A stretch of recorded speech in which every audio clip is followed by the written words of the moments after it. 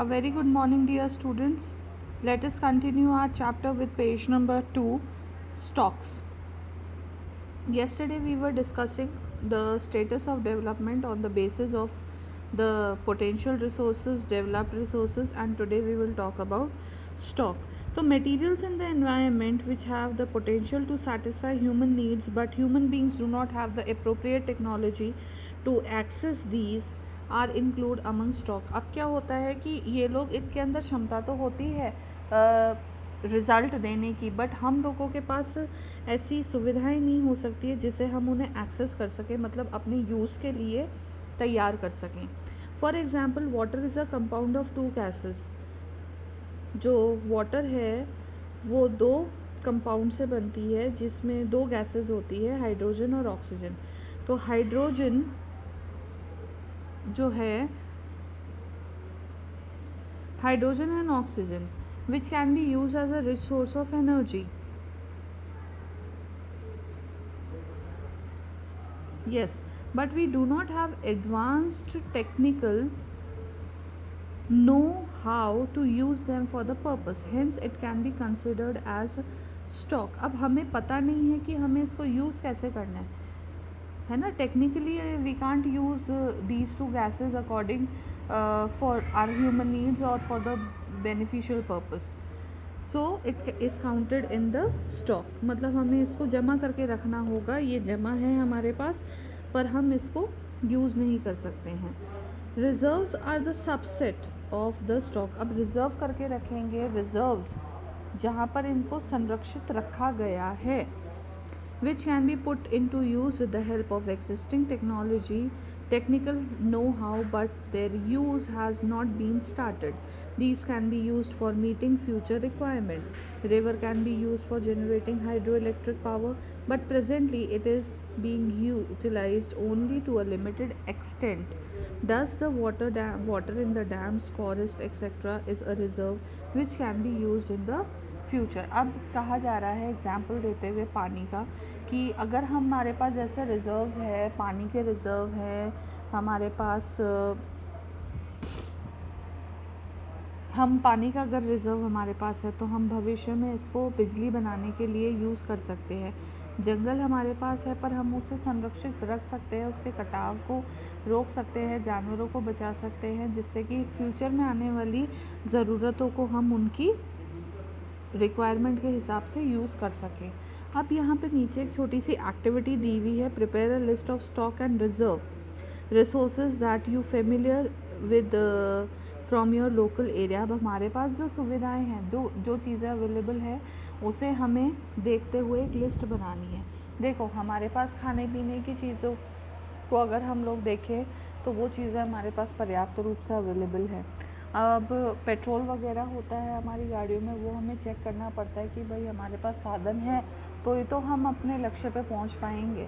अगर चीज़ें होंगी ही नहीं तो हम फिर यूज़ किसे करेंगे.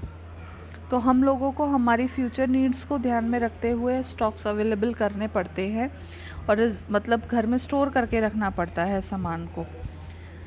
अब वही चीज़ हमारे नेचर के साथ भी है. तो नेचर अपने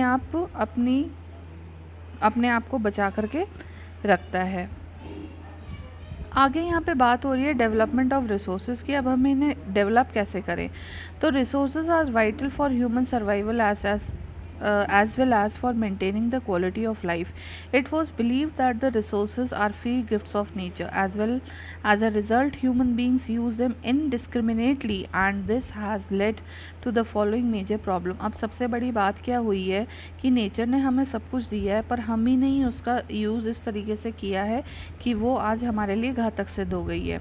सबसे पहला, depletion of resources for satisfying the greed of few individual. अब हम लोग क्या करते हैं, जो बहुत ज़्यादा अमीर है या जो बहुत ज़्यादा ताकतवर है, वो लोग इन रिसोर्सेज को अपने सेटिस्फाई नीड्स को फुलफ़िल करने के लिए बिल्कुल अंधाधुन होकर के उसको हानि पहुंचा रहे हैं. Second, accumulation of the resources in few hand, मतलब कि उनके हाथ में ही जाना, which in turn divide the society into 2 segment, that is have and have nots और रिच और पुअर, अमीर और गरीब में बढ़ जाना. तीसरा जो पॉइंट है वो है indiscriminate exploitation of resources has led to the global ecological crisis such as global warming, ozone layer depletion, environmental pollution and land degradation.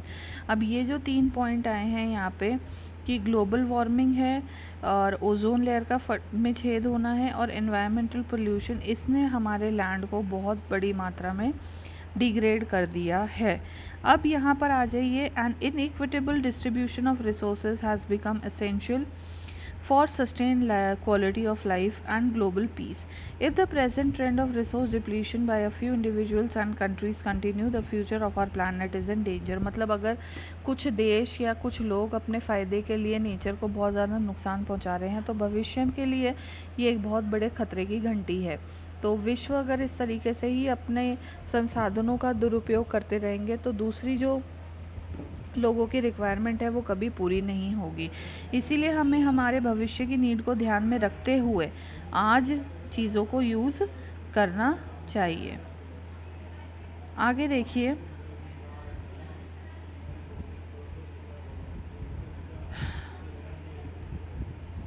and therefore resource planning is essential for sustainable existence in of all form of life.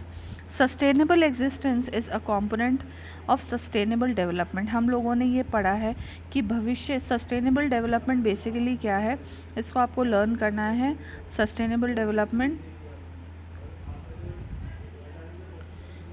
sustainable economic development means development should take place without damaging the environment and development in the present should not compromise with the needs of future generation. संसाधनों का इस प्रकार उपयोग करना ताकि भविष्य में आने वाली जो पीढ़ियां हैं उन्हें वो चीज़ का अभाव ना रहे।